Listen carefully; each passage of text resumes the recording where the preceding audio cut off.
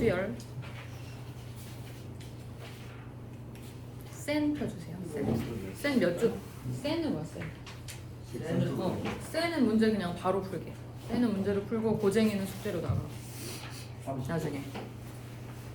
대수. 대수 센.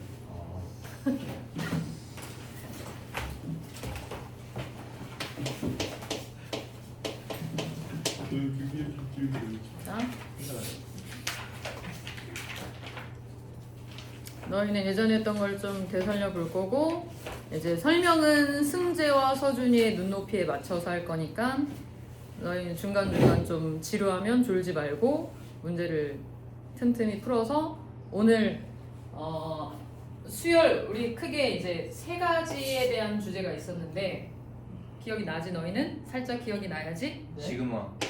일단 제목 써보자. 등차 수열이 있었고, 그지? 그러면 등차가 나오면 또 모두 나와야 돼. 등기. 등비 수열이 있었고, 그리고 이제 수열의 합, 그래서 시그마에 대한 얘기를 그러니까 크게 세 개의 주제로 했는데, 이 수열 자체가 개념은 조금 쉽거든. 그리고 이제 기본서도 좀 쉬워. 문제가 뭐 공식 몇 가지밖에 없어. 요약 정리를 하면. 근데 이제 뭐 수능 문제나 모의고사 문제로 들어가면 조금 이제 어려워. 수열 단원이. 그래서 이제 등차 수열만 오늘 연습을 좀 할게. 등차 수열만 좀 연습을 할 건데, 일단 수열 자체는 말 그대로 숫자들을 쭉 그냥 열거한 거야. 열거한 건데 이렇게 규칙성 없이 무작위로 한 건 우리도 뭐 당연히 알 수가 없고, 우리가 하고자 하는 건 이제 어떤 규칙성을 갖고 있는 수들의 나열에 그 규칙, 뭐 관계 이런 것들을 알고 싶은 건데, 그지?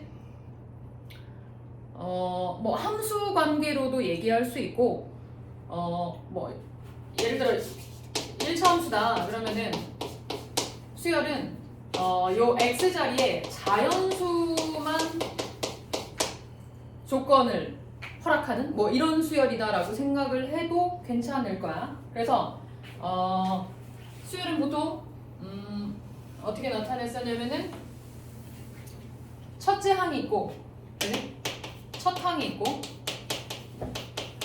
그 다음에 이제 등차 수열 같은 경우는 차 자체가 일정하다는 거였지. 차가 같은 수열이다. 그래서 예를 들어 뭐 1, 3, 5, 7, 9처럼 얘를 이제 첫 번째 항, 보통 A1, A라는 수열의 첫 번째 항, A라는 수열의 네 번째 항, 점점점. 그래서 일반항을 이렇게 AN, N번째 항 이런 이름으로 했었고, 그치? 그래서 이제 등차, 말 그대로 첫 번째 항과 두 번째 항에서 두 번째 항 마이너스 첫 번째 항이든 네 번째 항 마이너스 세 번째 항이든 n번째 항에서 n-1번째 항의 차든 이 값이 늘 하나의 값으로 같다. 그걸 뭐라고 불렀냐면은 공차라고 불렀어. 그치? 그래서 보통 d라는 값으로 나타내고, 등차 수열의 가장 중요한 용어는 이 첫 항과 그리고 이 공차를 알면 모든 항들을 다 알아낼 수도 있고 구할 수도 있고 뭐 미지수로 만들 수도 있고 나중에는 더할 수도 있고, 그치? 그래서 이 등차 수열들은 자, 첫 번째 항에다가 2를 더해서 또 같은 값 2를 더해서 나타냈다라고도 나타낼 수 있어. 그치? 그래서 n번째 항에다가 공차를 더해서 n 더하기 1번째 항이 만들어졌다. 이런 표현도 가능하고, 아니면 거꾸로 n 더하기 1번째 항과 그 이웃하는 바로 전 항의 차가 공차 값으로 동일하다. 이렇게 나타내도 좋고, 또는 이제 특정한 뭐 네 번째 항이다. 이 네 번째 항은 첫 항에다가 공차를 한 번, 두 번, 세 번 더한 거야. 맞니? 그래서 네 번째 항은 첫 항 A1에다가 공차를 요거 빼기 1이었어. 이거 빼기 1 해서 공차 3번이 더 더해진 결과와 똑같다. 그래서 이제 만들어진 일반항 n번째 항은 첫 항에다가 공차를 n번 더한 게 아니라 n-1번 더했다. 이렇게 표현할 수 있다 그랬어. 추워 너? 너무 추워? 그래서 예를 들어 13579로 점점점 나아가는 AN이라는 수열에 예를 들어 18번째 항을 알고 싶다. 18번째 항의 그 정확한 값을 알고 싶다면 우리는 첫 항 1에다가 공차가 2였지 2를 총 17번 더 더해진 값이다. 이렇게 나타낼 수 있고 그래서 1번항도 마찬가지야. n번째 항도 첫 항 1에다가 공차 n-1 곱하기 d니까 얘를 정리하면 2n-1이 되겠지. 그치? 그래서 요거 하나 기억했으면 좋겠어. 그 등차 수열의 일반항 AN에서 이 공차는 n에 곱해지는 게 늘 공차니까 요 앞에 나와 있는 요 값이 n의 개수가 늘 공차 역할을 한다. 요거 기억하면 좋고 그리고 이제 첫째 항을 구할 때에도 어차피 n자리에 1을 대입해서 첫째 항이 나오는 거니까 요 자리에 들어가는 값이랑 요 자리에 들어가는 값을 더해서 뭐가 돼야 된다? 첫 항이 돼야 된다. 이런 것도 기억을 하면 일반항 구할 때도 조금 편해. 그래서 예를 들어 주어진 일반항이 5n-2다. 그러면 이 수열의 공차는 얼마고? n에 곱해진 5고 첫 항은 얼마다? 5와 마이너스 2를 더한 3이다. 이렇게 알고 있으면 좋겠지. 그치? 그래서 첫 항은 3으로 시작하는 요거 두 개 더하니까 그리고 이제 공차가 n의 개수니까 얘부터 시작해서 5만큼 계속 늘어나는 합이 일정한 그치? 이런 수열이다 라고 생각하면 예를 들어 10번째 항도 n자리에 10 대입해서 구한다거나 아니면 3에다가 공차를 몇 번 더한다? 9번 더한다. 이렇게 해석할 수 있지. 그치?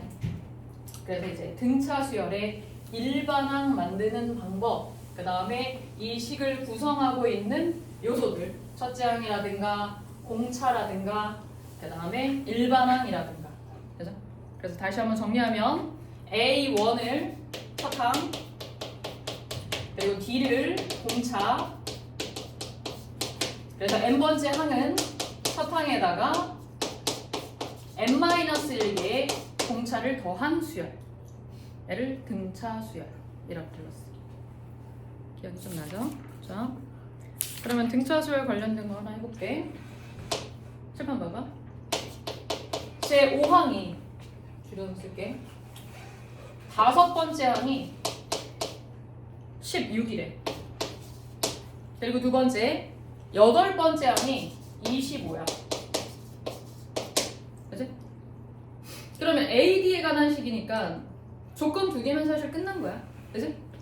그리고 얘 둘의 관계만 봐도 봐봐. 5번째 항에다가 그럼 8번째 항이면 공차를 몇 번 더한 거야. 벌써 공차가 보여야 돼.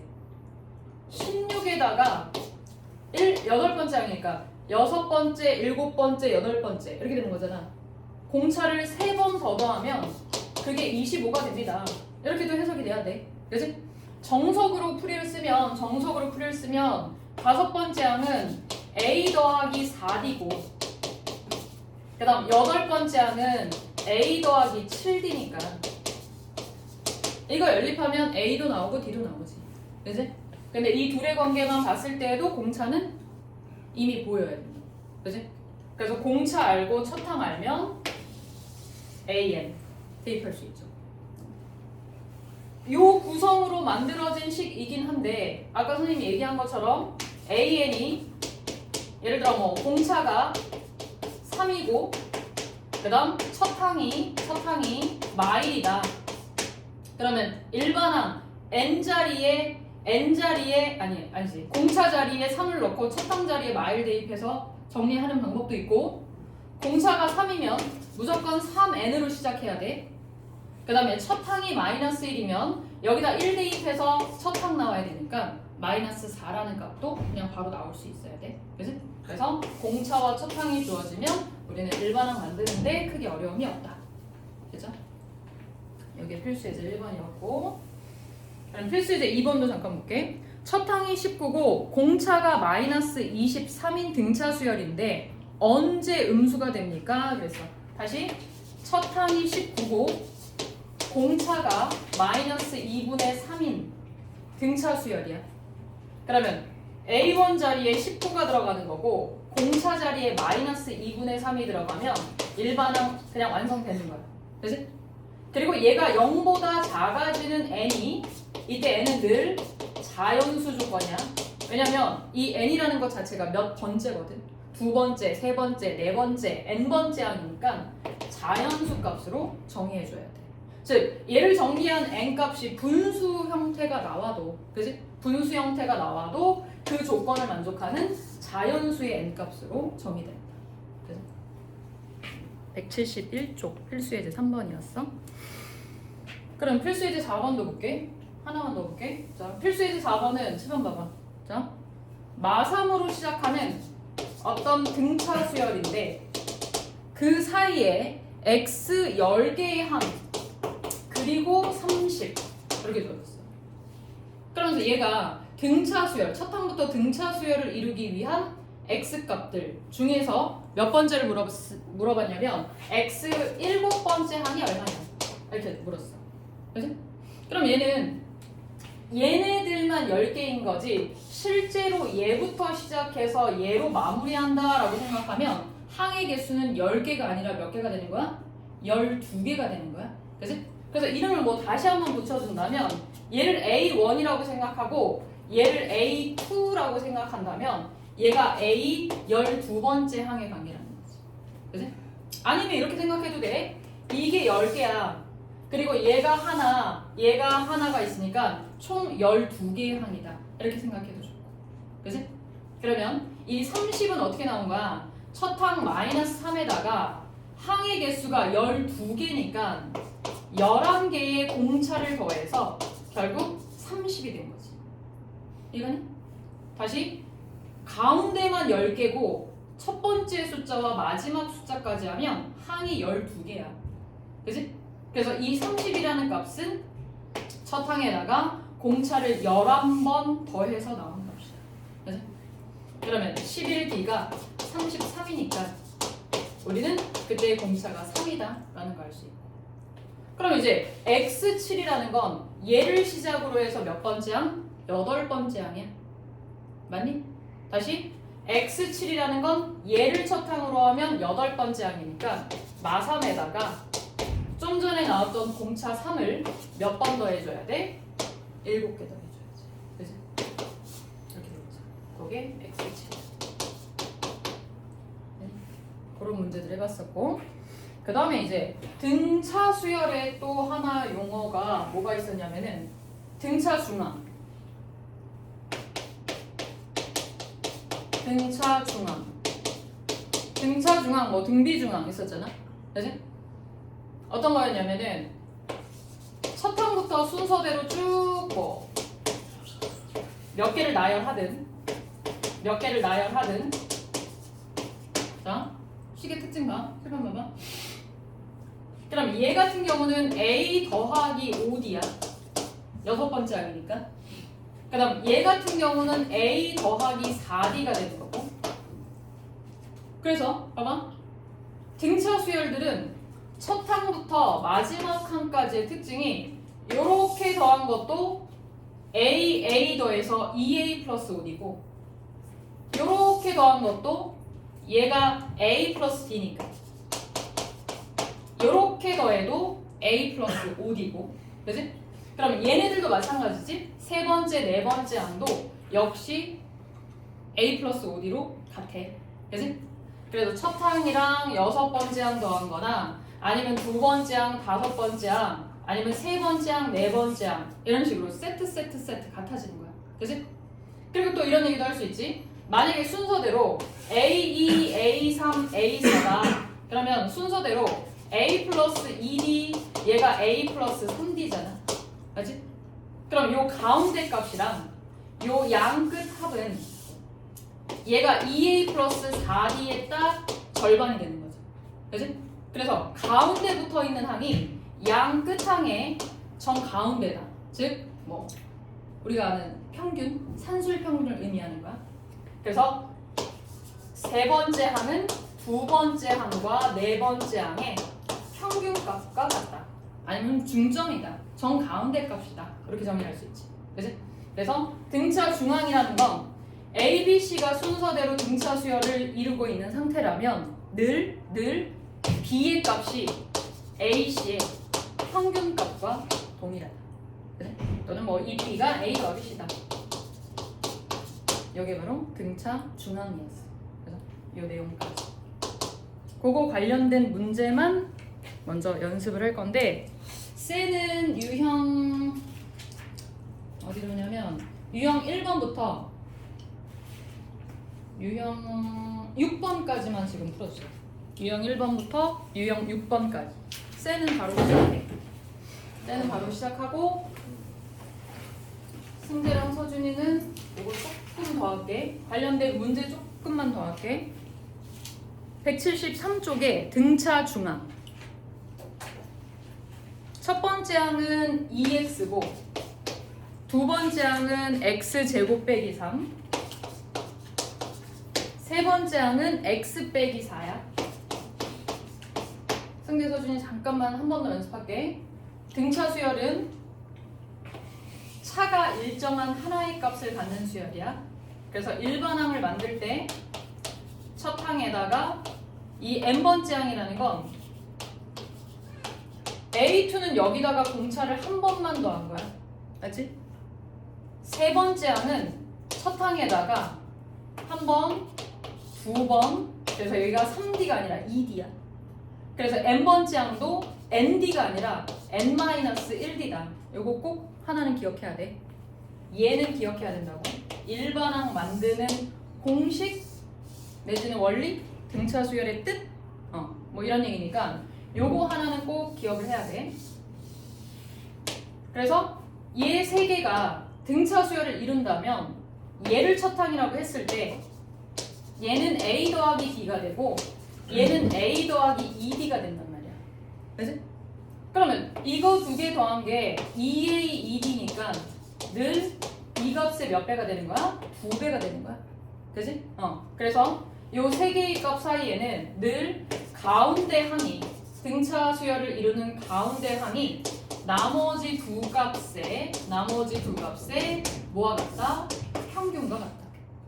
아니면 가운데를 2배 하면 양 끝항의 합과 같다. 이렇게 생각해도 좋고. 그치? 그래서 나온 게 등차 중앙이야. 등차 중앙은 가운데 항이 양 끝항의 AC의 평균이다. 이거 기억하면 돼. 그래서 그거 대입해서 X값 찾아주시면 돼요.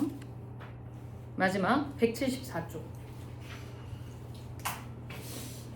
등차 수열을 이루고 있는 세수는 이렇게 등차 중앙의 관계도 있고 그 다음에 등차 수열을 이루고 있다라는 표현이 나오면 그 세 개의 미지수를 보통은 뭐 A 더하기 D, A 더하기 2D로 놔도 괜찮아. 문제는 없는데 보통 계산을 조금 쉽게 하려면 가운데를 A라고 놓고 가운데 값을 A라고 놓고 양 끝 값을 더하기 D 빼기 D 이런 식으로 놓는 게 계산은 조금 편해. 그러나 맨 마지막에 정답을 물을 때에는 이걸 계산해서 써야 되는 번거로움이 있기는 해. 그래도 계산이 편한 게 좀 나으니까 등차 수열을 이루고 있다. 그러면 보통 가운데를 A라고 놓고 양 끝을 공차만큼 빼고 공차만큼 더한 값이다. 이렇게 미지수를 놓으면 편해. 그치? 그래서 이 문제는 등차 수열을 이루는 세 수의 합이 10이다. 그러면 벌써 얘네 다 더해서 12입니다. 그러면 D이 사라져서 A가 바로 나오죠. 3A가 10이니까 A는 얼마다? 4다. 그죠? 그리고 두 번째, 세 수의 곱은 28이다. 그랬으니까 이제 A가 말았으면 첫 번째 값은 4-D, 그 다음은 4, 세 번째 값은 4 플러스 D. 이렇게 놓으면 되겠지. 그죠?